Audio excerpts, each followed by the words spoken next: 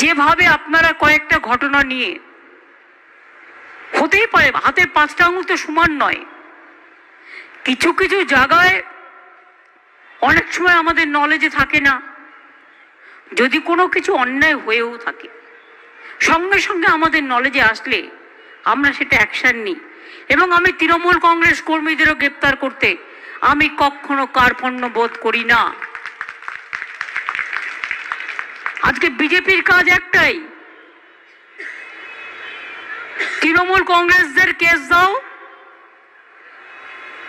ED লাগাও, CBI লাগাও, জেলে পুরে দাও, আর জোর করে ইলেকশনে যেত।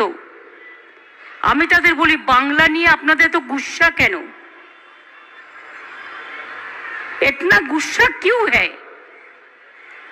बीजेपी